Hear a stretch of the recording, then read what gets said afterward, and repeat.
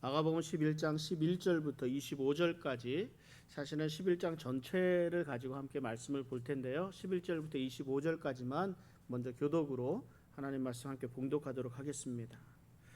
예수께서 예루살렘에 이르러 성전에 들어가사 모든 것을 둘러보시고 때가 이미 저물매 12제자를 데리시고 베다니에 나가시니라.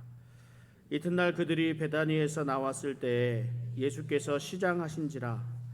멀리서 잎사귀 있는 한 무화과 나무를 보시고 혹 그 나무에 무엇이 있을까 하여 가셨더니 가서 보신즉 잎사귀 외에 아무것도 없더라. 이는 무화과의 때가 아님이라. 예수께서 나무에게 말씀하여 이르시되 이제부터 영원토록 사람이 내게서 열매를 따먹지 못하리라 하시니 제자들이 이를 듣더라. 그들이 예루살렘에 들어가니라. 예수께서 성전에 들어가사 성전 안에서 매매하는 자들을 내쫓으시며 돈 바꾸는 자들의 상과 비둘기 파는 자들의 의자를 둘러 엎으시며 아무나 물건을 가지고 성전 안으로 지나다님을 허락하지 아니하시고 이에 가르쳐 이르시되 기록된 바 내 집은 만민이 기도하는 집이라 칭함을 받으리라고 하지 아니하였느냐. 너희는 강도의 소굴을 만들었도다 하시매 대제사장들과 서기관들이 듣고 예수를 어떻게 죽일까 하고 꾀하니 이는 무리가 다 그의 교훈을 놀랍게 여김으로 그를 두려워함일러라. 그리고 날이 저물매 그들이 성 밖으로 나가더라. 그들이 아침에 지나갈 때에 무화과 나무가 뿌리째 마른 것을 보고 베드로가 생각이 나서 여짜오되 랍비여 보소서 저주하신 무화과 나무가 말랐나이다. 예수께서 그들에게 대답하여 이르시되 하나님을 믿으라. 내가 진실로 너희에게 이르노니 누구든지 이 산더러 들리어 바다에 던져지라 하며 그 말하는 것이 이루어질 줄 믿고 마음에 의심하지 아니하면 그대로 되리라. 그러므로 내가 너희에게 말하노니 무엇이든지 기도하고 구하는 것은 받은 줄로 믿으라. 그리하면 너희에게 그대로 되리라. 함께 읽습니다. 서서 기도할 때에 아무에게나 혐의가 있거든 용서하라. 그리하여야 하늘에 계신 너희 아버지께서도 너희 허물을 사하여 주시리라 하시니라. 아멘. 이 찬양과 기도는 우리들의 삶의 가장 중심이 되고 기본이 되어야 합니다. 하나님을 찬양한다는 것은 하나님이 이 땅에 창조자가 되심을 인정하는 것입니다. 하나님이 내 삶의 주관자 되심을 인정하는 것입니다. 이 땅의 모든 일들이 하나님의 섭리 안에 이루어지는 일이라는 것을 인정하는 것입니다. 이것을 노래로 또는 내 입술로 고백하는 행위가 찬양입니다. 찬양받기 합당하신 하나님 앞에 내 삶을 드리는 행위, 그리고 내 삶을 의탁하는 행위, 믿음으로 고백하는 행위, 모든 행위들을 기도라고 할 수 있습니다. 우리 사랑하는 성도님들의 삶이 찬양과 기도를 통해서 하나님께 온전히 드려짐으로 풍성한 열매 맺을 수 있기를 주님의 이름으로 축원합니다. 이제 예수님께서 예루살렘에 들어가시면서 이 땅에서의 마지막 일주일을 지나게 되십니다. 이 과정의 일들을 마가가 상세하게 기록하고 있습니다. 사람들은 유월절 축제를 위해서 예루살렘을 향하고 있었습니다. 예수님도 예루살렘에 들어가시기 위해서 예루살렘과 가까운 벳바게와 베단이 있는 지경에 다다르셨습니다. 그리고 이때 제자들을 보내시면서 아직 아무 사람도 타보지 않은 나귀 새끼에 매여 있는 것을 보리니 끌어오라고 명령하셨습니다. 그리고 예수님은 제자들에게 당부하는 말씀을 덧붙이셨는데 11장 3절 말씀입니다. 만일 누가 너희에게 왜 이렇게 하느냐 묻거든 주가 쓰시겠다 하라. 그리하면 즉시 이리로 보내리라 하시니, 예수님은 제자들이 왜 이 나귀를 데리고 가느냐 하는 질문을 받을 것을 미리 알고 계셨습니다. 그리고 그에 대한 대답을 준비해 주셨습니다. 제자들은 예수님이 하라 하시는 대로 그 말씀을 전했고 나귀의 주인은 그것을 가져가도록 허락하였습니다. 예수님의 초월적인 그런 권위와 그런 권능을 알아볼 수 있는 그런 부분입니다. 예수님이 왜 굳이 나귀 새끼를 타고 예루살렘으로 들어가시는지 그 이유는 하나님의 말씀을 이루기 위함이었습니다. 스가랴서 9장 9절에 보면 이렇게 말씀하고 있습니다. 시온에 따라 크게 기뻐할지어다. 예루살렘에 따라 즐거이 부를지어다. 보라 내 왕이 네게 임하시나니 그는 공의로우시며 구원을 베푸시며 겸손하여서 나귀를 타시나니 나귀의 작은 것 곧 나귀 새끼니라. 제자들이 가져온 나귀 새끼는 아직 아무도 타보지 않은 그런 태운 적이 없는 동물이었습니다. 이렇듯 당시에는 신성시하는 종교적인 행위나 이런 데 사용되는 짐승들은 사람의 손을 타지 않은 것들이었습니다.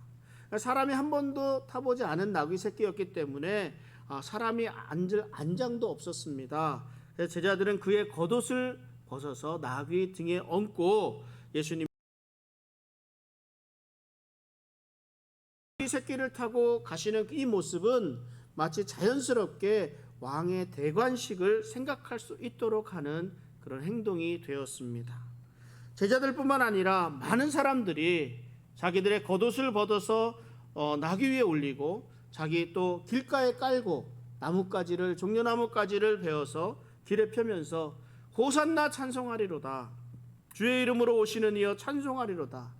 오는 우리 조상 다윗의 나라여 가장 높은 곳에서 호산나라고 소리를 지릅니다. 유월절을 지키기 위해 예루살렘으로 향하고 있던 많은 사람들은 이 예수님이 나귀 새끼를 타고 오시는 광경을 목격하게 됩니다. 그러자 예수님의 이 모습을 보고 스가랴 선지자의 예언을 기억했을 것입니다. 예수님이 나귀에 타시고 입성하시는 것은 분명한 메시아에 대한 징표였기 때문입니다. 무리들이 겉옷을 펴고 나뭇가지를 꺾어서 길 위에 펴고 흔들면서 예수님을 찬양했습니다. 이들이 소리친 의미는 나를 구원하소서, 나를 구원하소서 하는 의미였습니다. 사실 생각해 보면 예수님은 왕으로 오셨지만 이 나귀 새끼를 타고 초라한 모습으로 예루살렘에 들어가고 계십니다. 오랫동안 이들이 기다려온 메시아인데 이렇게 초라한 모습이었습니다. 그러나 이런 초라한 모습임에도 불구하고 이 예수님에게 무리들은 기쁨으로 흥에 겨워서 찬양을 쏟아내고 있습니다. 자신들의 겉옷을 벗어서 그 앞에 가는 길을 깔아드리고 가시는 그 길 위에 나뭇가지들을 깔아드리면서 찬양합니다. 하나님께 흔들리면서 찬양을 하기도 합니다. 이 사람들이 흥분했습니다. 왜 흥분했을까요? 이제는 로마로부터 해방이 임박했다고 여겼기 때문입니다. 무리는 자신들에게 왕을 주신 하나님을 찬양했습니다. 그러나 예수님에 대해서는 오해하고 있었습니다. 이들은 예수님이 자신들이 누렸던 예전의 영광을 회복시켜 주실 민족의 지도자라고 기대하고 있었습니다. 이들의 기대로 말미암아 예언자의 말씀들을 들을 수가 없었습니다. 예수님의 참된 사명조차도 볼 수가 없었습니다.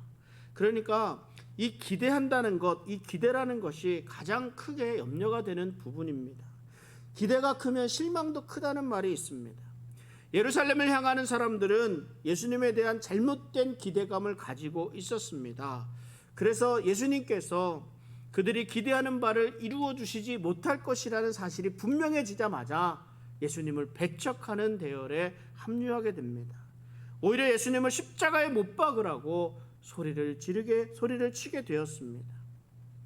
여러분들은 신앙생활을 하면서 어떠한 기대감을 가지고 계십니까? 예수님이 우리들의 삶을 좀 더 낫게, 좀 더 안전하게, 좀 더 즐겁게 해 주실 것이라는 기대감을 가지고 있지 않습니까?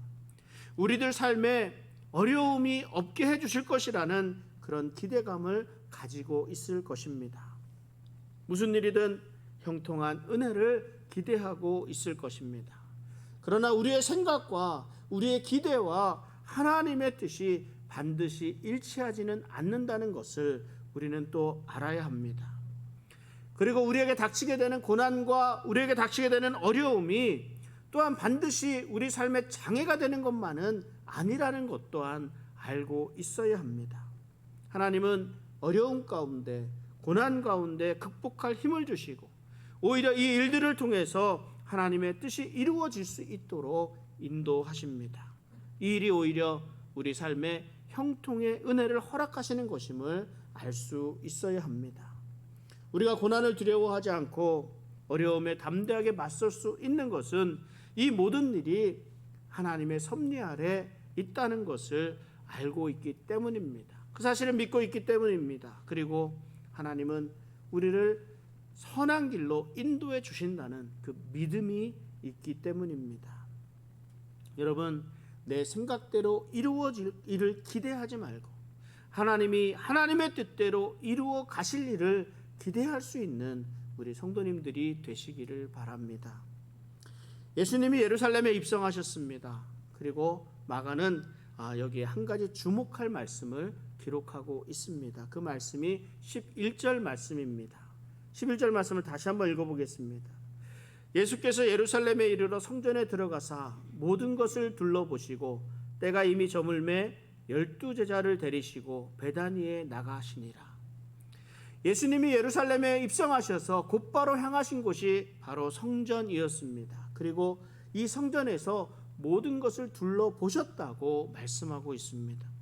예수님이 보신 이 성전은 참 어려운 시절들을 겪고 이때까지 내려온 성전입니다. 같은 장소에서 무너졌다 세워졌다를 반복한 성전입니다. 처음 성전은 솔로몬의 영광스러운 성전이었습니다. 주전 10세기경에 세워졌다가 주전 586년경에 예루살렘이 바벨론에게 전복될 때 함께 무너진 성전이 솔로몬의 성전이었습니다. 두 번째 성전은 이들이 바벨론 포로에서 귀환한 이후에 새롭게 재건한 성전, 스룹바벨에 의해서 새롭게 재건된 성전, 바로 스룹바벨 성전이라고 합니다. 이 성전은 솔로몬의 성전보다 훨씬 규모가 작은 성전이었습니다. 그리고 세 번째 성전이 지금 예수님이 보시고 있는 이 성전입니다. 헤롯 대왕이 건축을 시작했다 해서 헤롯 성전이라고 부르는데 주전 20년 전에 경에 짓기 시작해서 주 70년에 로마에 의해서 유대인의 반란으로 로마가 이 예루살렘 성전을 파괴하게 되는 일이 있었는데 이 일이 이루어지기 전까지 완성이 되지 않은 그런 미완성인 성전으로 남아 있었습니다. 성전은 하나님의 임재가 있는 곳입니다. 성전은 하나님께 희생 제사를 드리는 곳입니다. 모든 유대인들은 1년에 3번 절기에 유월절, 오순절, 장막절에 반드시 성전에 와서 희생 제사를 드려야 했습니다. 예수님이 이런 성전을 둘러보셨다고 지금 말씀하고 있습니다. 예수님이 성전을 둘러보시면서 무슨 생각을 하셨는지, 무슨 마음이었는지 다음 날 예수님의 행하시는 일을 통해서 알 수 있게 됩니다. 예수님은 성전을 둘러보시고 예루살렘에서 머물지 않으시고 한 3km 떨어진 베다니로 장소를 옮기셨습니다. 그 다음 날 예수님이 다시 제자들과 함께 베다니를 나와 예루살렘으로 향하셨습니다. 그런데 멀리 잎사귀가 무성한 무화과 나무가 보였습니다.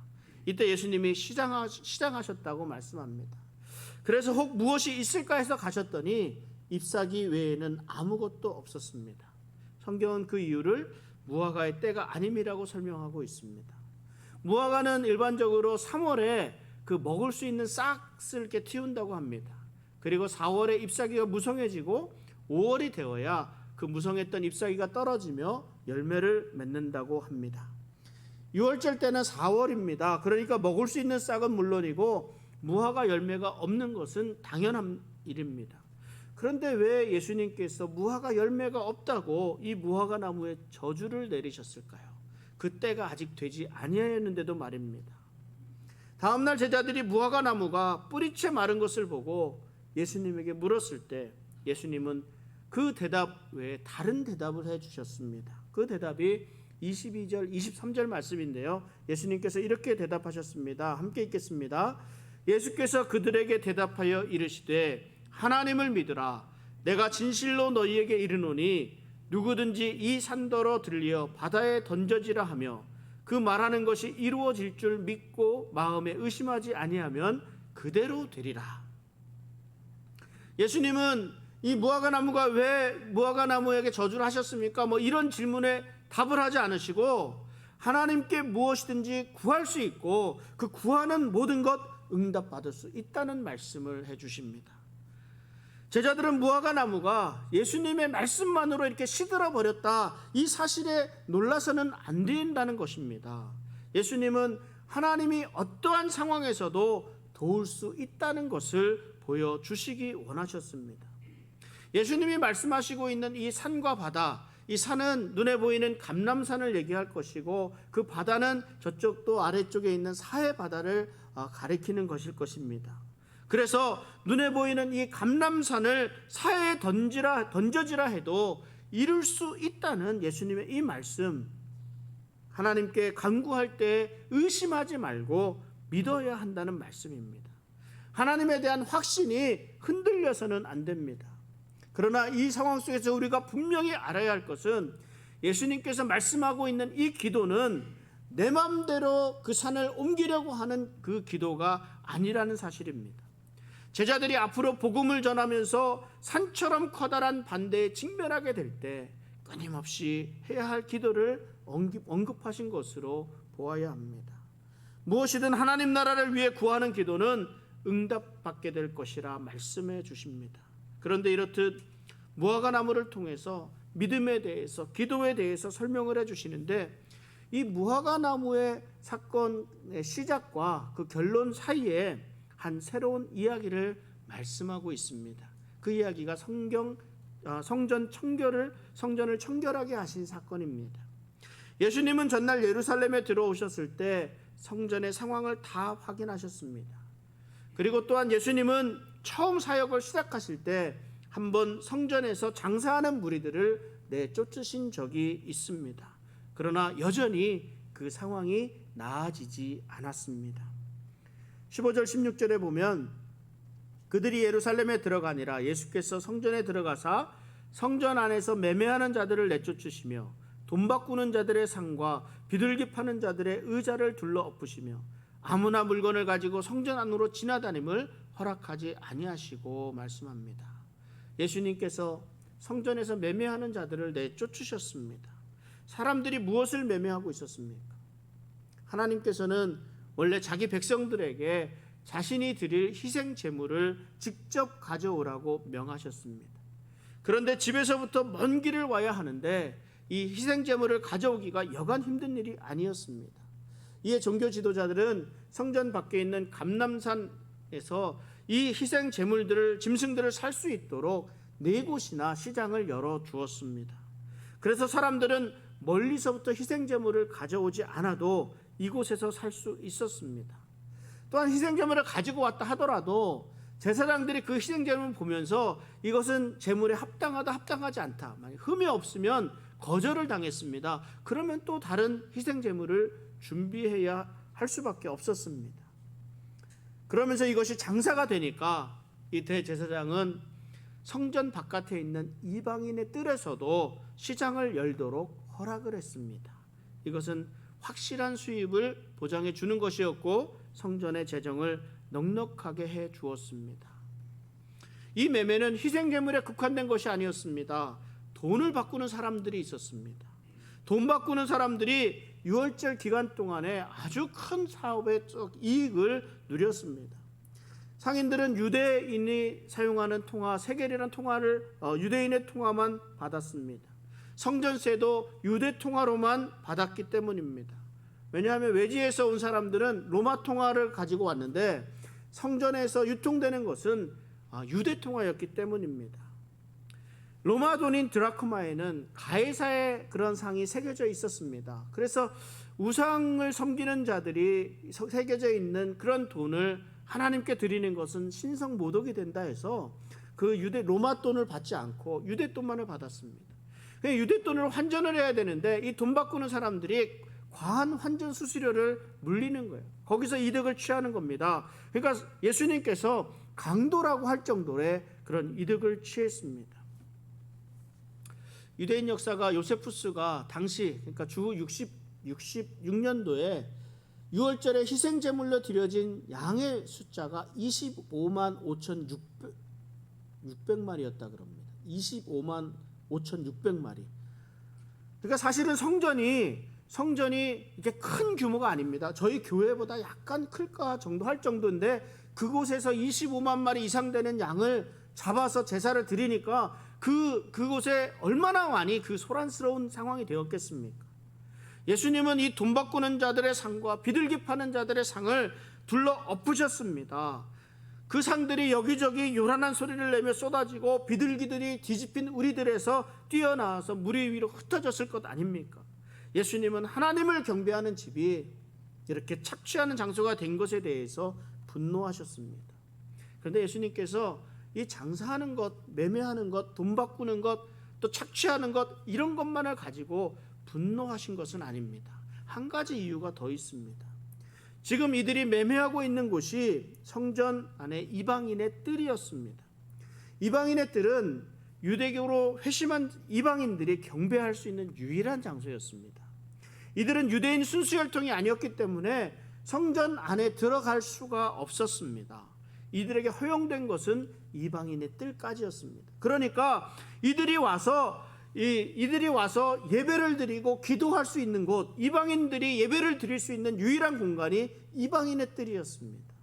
그런데 이러한 곳에서 매매하는 사람들로 인해 소란스러워져 있었습니다. 이방인들이 이곳에서 하나님께 예배하며 기도하며 해야 했는데 이런 환경이 조성되지를 않았습니다. 그러면서 예수님이 이곳이 어떤 곳인지를 정확하게 설명을 해 주십니다. 그 말씀이 17절인데요. 이에 가르쳐 이르시되 기록된 바 내 집은 만민이 기도하는 집이라 칭함을 받으리라고 하지 아니하였느냐. 너희는 강도의 소굴을 만들었도다 하시매. 예수님께서 상을 들러엎으시는 이런 행동들을 보면서 매매하던 사람들을 놀라게 했습니다. 그리고 성전 안팎에 있던 많은 사람들이 이 광경을 다 구경하러 모여들게 되었습니다. 예수님께서 이 때를 놓치지 않고 가르칠 기회라고 생각하시고 이사야서 56장 7절 말씀 인용해서 성전을 향한 하나님의 목적이 무엇인지를 분명하게 말씀해 주십니다. 이사야서 56장 7절에 이렇게 말씀합니다. 내가 곧 그들을 나의 성산으로 인도하여 기도하는 내 집에서 그들을 기쁘게 할 것이며 그들의 번제와 희생을 나의 제단에서 기꺼이 받게 되리니 이는 내 집은 만민이 기도하는 집이라 일컬음이 될 것임이라. 기도의 집이 되어야 할 하나님의 집이 다른 목적으로 쓰이고 있었다는 것입니다. 내 집은 만민이 기도하는 집이라 다분히 이방인들까지도 염두에 둔 말씀입니다. 이방인들이 기도하기 위한 곳임에도 불구하고 그들은 수천 마리, 수십만 마리의 양들이 소리 지르고 상인들이 물건값을 흥정하는 소리 때문에 제대로 예배를 드릴 수가 없었습니다. 성전의 이방인의 뜰은 이방인들이 하나님께 예배 드리기 위한 목적을 가지고 있습니다. 만민이 기도하는 곳이었습니다. 그러나 지금 예루살렘의 성전은 지금 그 본질을 잃어버린 상태가 되었습니다. 예수님께서 무섭게 화를 내시면서 이들을 쫓아내신 이유입니다. 이로 인해서 대제사장들, 서기관들이 예수님을 죽여야 한다는 데 생각을 같이 했습니다. 어떻게 예수님을 멸할지를 꾀하기 시작했다고 말씀합니다. 동시에 이들은 예수님을 따르는 사람들이 많았기 때문에 예수님을 두려워하기까지도 했습니다. 예수님께서 이 일을 마치고 다시 성 밖으로 나가십니다. 자신을 죽이려고 하는 모의가 있는 곳에서 주무실 수는 없었겠지요. 다음 날 다시 예루살렘으로 들어가는 길에 이 무화과 나무가 말라 있는 것을 제자들이 보게 되었습니다. 무화과 나무에서 열매를 찾지 못한 예수님은 무화과 나무를 저주하셨고 그 무화과 나무는 이튿날 뿌리부터 마른 채 죽어 있었습니다. 마가는 이 이야기 사이에 성전에서 매매하는 자들에게 화를 내시며 그를 뒤엎으시고 성전을 청결하게 하신 예수님의 사건을 기록하고 있습니다. 여러분, 무화과 나무는 열매를 맺어야 합니다. 열매를 맺는 것이 본질입니다. 물론 때가 되지 않았습니다. 그럼에도 불구하고 예수님이 무화과 나무를 저주하신 이유는 이 성전에서 행해지는 이스라엘의 악한 행위에 대한 교훈을 주시기 위함이었습니다. 예루살렘 성전은 하나님의 집입니다. 만민이 기도하는 집입니다. 이것이 성전의 본질입니다. 그러나 이스라엘 사람들은 이곳을 강도의 소굴로 만들었습니다. 희생제물을 매매하는 사람들, 돈을 바꾸는 상인들로 인해 소란스러운 장소로 변질되었습니다. 어떤 사람들은 이 일들을 가지고 오히려 편의를 제공하는 것이 좋은 것이 아니냐고 말을 할 수도 있습니다. 그러나 편의를 제공하는 것이 본질을 바꾸기까지는 해서는 안 될 것입니다. 성전의 본질은 하나님께 예배하는 곳입니다. 오늘날 교회에서 펀드레이징을 반대하는 분들이 계십니다. 우리 거라지 세일 하고 있는데 제가 이 말씀을 준비하면서 우리는 거라지 세일 하고 있는데 이런 반대하시는 분들도 있습니다. 그분들이 대표적으로 들고 나오는 성경 구절이 바로 이 부분입니다. 이 부분. 물론 사람들이 예배 모임을 사회적, 정치적, 재정적인 이익에 이용하려고 하는 행위는 잘못된 행위입니다. 이것은 본질을 벗어난 행위입니다. 하나님의 진노를 가져올 행위입니다. 해서는 안 될 일입니다. 이러한 일들이 예배의 방해가 돼서는 안 됩니다. 오히려 예배를 위한 섬김이 더욱 요구가 되는 이유입니다. 우리가 신앙생활을 하면서 그래서 이 순서를 잘 생각해 보아야 합니다. 무엇에 우선순위를 두어야 하는가 하는 겁니다. 이 순서가 바뀌게 되면 모든 것이 바뀔 수 있습니다. 우리가 교회에 봉사하는 것이 아무리 중요해도 하나님께 예배 드리는 것을 앞서가서는 안 됩니다. 제가 개척 초기에 우리 주일날 야외 예배를 드린 적이 있었습니다. 밖에서 예배를 드리면서 함께 교제할 수 있는 좋은 시간이 되기를 바라는 마음이었습니다. 그런데 밖에서 예배를 드리게 되니까 예배에 집중이 되지를 않습니다. 저뿐만 아니라 예배에 참여하는 성도님들도 예배에 집중하지 못하고 있는 것 같습니다. 마치 그냥 제 생각이에요. 우리 성도님들은 그러지 않으셨을 텐데 제 생각에 빨리 예배 끝나고 양념갈비 빨리 구워 먹어야 될 텐데, 이 맛있는 점심 빨리 해 먹어야 될 텐데, 이 생각이 더 이렇게 있었다라고 그런 생각이 이렇게 들었습니다. 물론 그날 참 맛있게 점심도 많이 먹었습니다. 그리고 맛있게 보냈습니다. 재미있는 게임도 하고 한 좋은 친교의 시간을 가지기도 했습니다. 모두 즐겁게 시간을 지내었습니다. 그런데 저는 그 다음 해부터 주일 야외 예배의 방식을 바꾸었습니다. 식사 시간이 조금 늦더라도 교회에서 예배를 드리고 야외로 나가 식사하는 것으로 바꾸었습니다.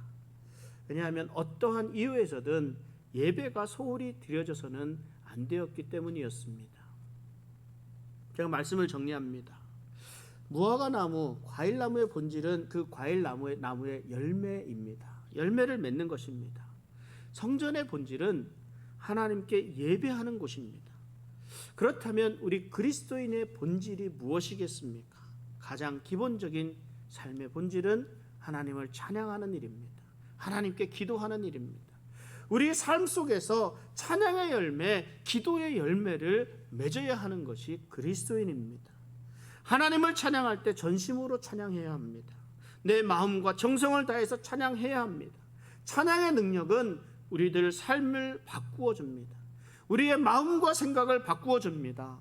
오직 하나님께만 집중할 수 있도록 만들어 줍니다. 그리고 온전한 믿음으로 기도해야 합니다. 예수님은 그 말하는 것이 이룰 줄 믿고 마음에 의심하지 아니하면 그대로 될 것을 말씀해 주셨습니다. 이 말씀이 예수님이 우리에게 막 백지수표, 기도하면 무조건 다 들어주신다, 백지수표를 주는 것처럼 생각해서는 안 됩니다. 우리의 믿음은, 우리의 그 믿음이 더 강하면 강해질수록 우리의 기도는 예수님과 하나가 됩니다. 그래서 하나님의 뜻과 같아지게 된다는 것을 알아야 합니다. 그러면 하나님이 그 기도를 들어주시기를 기뻐하시게 됩니다. 그리고 무엇이든지 그 일이 이루어지는 줄 믿습니다. 그리고 예수님은 한 가지 기도응답에 대해서 다른 조건을 주셨습니다. 신자들 간의 관계를 언급하셨습니다. 만약 한 사람이 다른 사람에게 불만을 품고 있다면 기도하기 전에 그 사람을 용서해야 한다고 말씀하셨습니다. 하나님께서는 우리가 하나님과의 수직적인 관계를 맺기 위해서는 다른 사람들과의 수평적인 관계 또한 잘 맺기를 원하고 계십니다. 왜냐하면 우리 모두가 다 죄인이기 때문입니다. 다른 사람을 용서하지 않으면서 자기는 하나님께 용서를 구해서는 안 된다고 말씀하고 있습니다. 다른 사람을 용서하는 일은 결코 쉬운 일이 아닙니다. 힘든 일입니다. 그러나 불만을 품고서 기도하는 사람은 잎은 무성하지만 열매가 전혀 없는 나무와 같다 할 수 있습니다. 진정한 믿음은 우리의 마음을 바꾸어 줍니다. 참된 기도는 우리 안에서 교만과 우리 안에 있는 복수하고자 하는 그런 마음들을 제거하며 그 마음을 그리스도의 사랑으로 채워줍니다. 우리 사랑하는 성도님들 마음에 있는 상처를 치유해 주시고 제거해 주시고 그 불만들을 제거해 주시고 다른 사람들을 용서할 수 있는 마음이 되기를 주님의 이름으로 축원합니다.